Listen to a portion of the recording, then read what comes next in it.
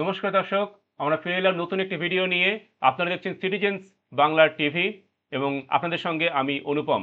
আজকে যে বিষয়টি নিয়ে আলোচনা করতে চাই সেটি হচ্ছে আমাদের মাননীয় মুখ্যমন্ত্রী শ্রী শুভেন্দু অধিকারী মহাশয় বারুইপুরে গিয়েছিলেন। ওই নৃশংস ঘটনার পরে বারুইপুরে একাধিক ঘটনা ঘটেছে এবং ইন্দ্রজিৎ মণ্ডলের পরিবারের উপরে অকথ্য অত্যাচার নেমে এসেছে। ইন্দ্রজিৎ মণ্ডলকে কিন্তু টেনে হিঁচড়ে নিয়ে গিয়ে গণপিটুনি দেওয়া হয়েছিল এবং সেই প্রসঙ্গে আমাদের মাননীয় মুখ্যমন্ত্রী শ্রী শুভেন্দু অধিকারী মহাশয় তিনি কি বলেছেন আমরা একটু আগে শুনে নিই। আসুন দর্শক, আমরা শুনে নেব সেই বক্তব্য। অ্যারেস্ট করেছে থ্যাঙ্কস ইন্দ্রজিৎ মন্ডলের যে মব লিঞ্চিং, এটা মব লিঞ্চিং আমি বলবো না, এটা কমপ্লিটলি তার নাম পরিচয় দেখে তাকে খুন করা হয়েছে। এর পিছনে ভোটে রিজেক্টেড যারা হয়েছেন তাদের বড় উস্কানি রয়েছে। র্যাডিক্যাল মৌলবাদী গ্রুপও থাকতে পারেন, আমি উড়িয়ে দিচ্ছি না। তাতে যতগুলো ছবি দেখা গেছে প্রত্যেককে পুলিশ অ্যারেস্ট করেছে thanks to West Bengal police. একজনকে বকখালি থেকে তুলেছে, একজনকে দীঘা থেকে তুলেছে।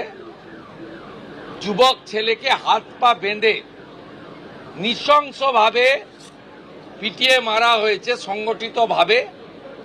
ইন্দ্রজিৎকে আমরা সুতরাং দর্শক দেখলেন যে মুখ্যমন্ত্রী বলেছেন যে এটা কিন্তু একটা নিছক গণপিটুনি নয়, এক্ষেত্রে কিন্তু অনেক উস্কানি রয়েছে এবং অনেক দাঙ্গাকারী বা সমাজবিরোধী অপরাধীরা তারা কিন্তু পরিকল্পিতভাবে বাড়ি থেকে টেনে নিয়ে গিয়েছে। পরিকল্পিতভাবে তারা বিভিন্ন রকমের নাম দেখে টাইটেল দেখে তারা কিন্তু ইন্দ্রজিৎ মণ্ডলকে নৃশংসভাবে গণপিটুনি দিয়ে হত্যা করেছে। যে ইন্দ্রজিৎ মণ্ডল নাকি অপরাধী নয়, বারুইপুরের ওই বাচ্চা মেয়েটির সঙ্গে যে নৃশংস ঘটনা ঘটেছে তার সঙ্গে সে জড়িত নয়। শুধুমাত্র এই দুষ্কৃতকারী অপরাধী দাঙ্গাকারীরা তারা কিন্তু ইন্দ্রজিৎ মণ্ডলের নাম পরিচয় দেখে, নাম বা টাইটেল দেখে তারা ইন্দ্রজিৎ মণ্ডলকে টেনে হিঁচড়ে বাড়ি থেকে তুলে নিয়ে যায় এবং তারপরে গণপিটুনি দেয়। এবং এই ঘটনার পিছনে কোনো একটা রাজনৈতিক দলের প্রথম থেকে একটা উস্কানি, বিভিন্ন ধরনের মন্তব্য করা, ধর্ম নিয়ে মন্তব্য করা, এই নিয়ে তাদের ছিল। একটি রাজনৈতিক দল কিন্তু নানা রকম উস্কানি দিয়ে গেছে, ভোটে যারা হেরে গেছে তারা ধর্ম নিয়ে উস্কানি দিয়েছিল এবং যার ফলে সেই উস্কানি কিন্তু এক শ্রেণীর মানুষের উত্তেজিত করবেই। তার সুতরাং মাননীয় মুখ্যমন্ত্রী শুভেন্দু অধিকারী মহাশয় বলেছেন এই ঘটনার পিছনে দুষ্কৃতকারী যারা আছে, যারা অপরাধী আছে তাদেরকে কিন্তু ধরা হবেই, তাদেরকে ছাড়া হবে না। সেই সঙ্গে যারা উস্কানি দিয়েছে, যে সমস্ত নেতারা উস্কানি দিয়েছে, ধর্ম নিয়ে উস্কানি দিয়েছে এবং তার জন্য একটা নিরপরাধ মানুষের উপর অত্যাচার হয়েছে, গণপিটুনি হয়েছে, তাদের সবাইকে কিন্তু যারা অপরাধী বা দোষী তাদের সবাইকে কিন্তু ধরা হবে। তাদের সবাইকে যথাযোগ্য আইনের বিধান অনুযায়ী যা শাস্তির বিধান রয়েছে সেই শাস্তির ব্যবস্থা কিন্তু তাদের জন্য করা হবে।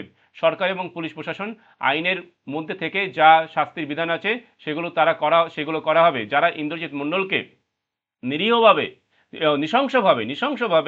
নৃশংসভাবে ভয়ঙ্করভাবে গণপিটুনি দিয়ে যারা হত্যা করেছে, সেই অপরাধের সঙ্গে যারা জড়িত তাদের কাউকে ছাড়া হবে না। সমস্ত অপরাধী বা দুষ্কৃতকারীকে, সমস্ত দোষীকে গ্রেপ্তার করা হবে এবং আইনের বিধান অনুযায়ী যা যা শাস্তি দেওয়া উচিত সেই সমস্ত শাস্তির ব্যবস্থা সরকার এবং প্রশাসনের তরফ থেকে করা হবে। এবং একই সঙ্গে মুখ্যমন্ত্রী জানিয়েছেন তিনি কিন্তু 25 লক্ষ টাকা আর্থিক ক্ষতিপূরণ দিচ্ছেন। 25 লক্ষ টাকা আর্থিক ক্ষতিপূরণ দিচ্ছেন ইন্দ্রজিৎ মণ্ডলের পরিবারকে এবং একজনকে, তার দাদাকে, ইন্দ্রজিৎ মণ্ডলের দাদাকে সিভিক ভলান্টিয়ারে চাকরি দেওয়া হবে সিভিক ভলান্টিয়ারের, এবং ইন্দ্রজিৎ মণ্ডলের পরিবারকে 25 লক্ষ টাকা এককালীন আর্থিক সহায়তা দেওয়া হবে। এবং ইন্দ্রজিৎ মণ্ডলের পরিবারের পাশে কিন্তু সরকার আছে, এবং সরকার থাকবে। এটা কিন্তু মাননীয় মুখ্যমন্ত্রী শুভেন্দু অধিকারী মহাশয় খুব পরিষ্কারভাবে জানিয়েছেন।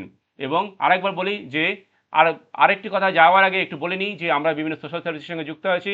দর্শক, আপনারা যদি চান আমাদের পাশে এসে দাঁড়াতে পারেন, অল্প একটু কন্ট্রিবিউট করতে পারেন বা ডোনেট করতে পারেন আমাদের সোশ্যাল সার্ভিসমূলক বিভিন্ন রকমের কাজে। আপনারা যদি চান আপনাদের সাহায্যের হাত বাড়িয়ে দিতে পারেন, অল্প কিছু ডোনেট করতে পারেন। এই কিউআর কোড স্ক্যান করে খুব সহজেই অল্প ডোনেট করতে পারেন, সেক্ষেত্রে আমাদের সুবিধা হবে, আমাদের কাজ করতে সুবিধা হবে। এইটুকুই একটা আবেদন রাখলাম। চলে আসি আমাদের আলোচনায়। সেটা হচ্ছে সরকার পরিষ্কারভাবে বলেছে যারা দোষী বা যারা উস্কানি দিয়েছে, যারা দোষী এই বারুইপুরের ঘটনায়, যারা দোষী বা যারা উস্কানি দিয়েছে তাদের কাউকে ছাড়া হবে না, তাদের প্রত্যেককে গ্রেপ্তার করা হবে এবং আইনের বিধান অনুযায়ী যা যা শাস্তির ব্যবস্থা আছে সেই সমস্ত শাস্তির ব্যবস্থা করা হবে আইনের বিধান অনুযায়ী। এই কথা দর্থহীন ভাষায়, পরিষ্কার কণ্ঠে কিন্তু মাননীয় মুখ্যমন্ত্রী তিনি বলেছেন বারুইপুরে গিয়ে। এখন দেখার বিষয় যে কি ব্যবস্থা করা হয়। 25 লক্ষ টাকা আর্থিক ক্ষতিপূরণ দেওয়া হয়েছে বা একটি চাকরির ব্যবস্থা করা হয়েছে পরিবারের একজন সদস্যের জন্য, এটা কিন্তু যথেষ্ট নয়। এটা একটা সাময়িক ব্যবস্থা করা হয়েছে ঠিকই, কিন্তু যে চলে গেছে সে তো আর ফিরে আসবে না। যে চলে গেছে, যে প্রাণ চলে গেছে, যাদের অত্যাচারে, যাদের গণপিটুনিতে একজন নিরীহ প্রাণ, একটা নির্দোষ প্রাণ চলে গেল, নির্দোষ মানুষ চলে গেল, সে তো আর ফিরে আসবে না। সেই ক্ষতি কিন্তু পূরণ হবার নয়, সেই ক্ষতি কিন্তু পূরণ করা যায় না। সেই জন্য মুখ্যমন্ত্রী সঠিকভাবেই বলেছেন যে তাকে তো আর ফিরিয়ে আনা যাবে না, একটু আর্থিক সাহায্য দিয়ে যতটা পাশে দাঁড়ানো যায় পরিবারের, সেই চেষ্টা সরকার তো অবশ্যই করবে। কিন্তু প্রকৃত যারা দোষী, যারা এই ঘটনার সঙ্গে যুক্ত এবং যারা উস্কানি দিয়েছে, তাদেরকে কিন্তু আইনের মধ্যে থেকে তাদের বিরুদ্ধে কিন্তু ব্যবস্থা নেওয়া হবে। তাদের কাউকে ছাড়া হবে না। সরকার এবং প্রশাসন সেই সমস্ত অপরাধীদের কিন্তু সেই সমস্ত অপরাধীদের যাতে শাস্তি হয়, পানিশমেন্ট হয়, সেই ব্যবস্থা সরকার এবং প্রশাসনের তরফ থেকে করা হবে। এই কথা পরিষ্কারভাবে জানানো হয়েছে মুখ্যমন্ত্রীর তরফ থেকে। দেখা যাক ভবিষ্যতে কী পদক্ষেপ নেওয়া হয়। এই বিষয়ে আমাদের নজর থাকবে, আমরা লক্ষ্য রাখবো। আপনারা সবাই ভালো থাকবেন দর্শক। যদি আমাদের ভিডিও ভালো লাগে তাহলে অবশ্যই আমাদের পাশে থাকবেন, আমাদের ভিডিওটি লাইক করবেন, শেয়ার করবেন। সবাই ভালো থাকবেন। সবাইকে ধন্যবাদ। দেখা হবে পরবর্তী কোনো ভিডিওতে।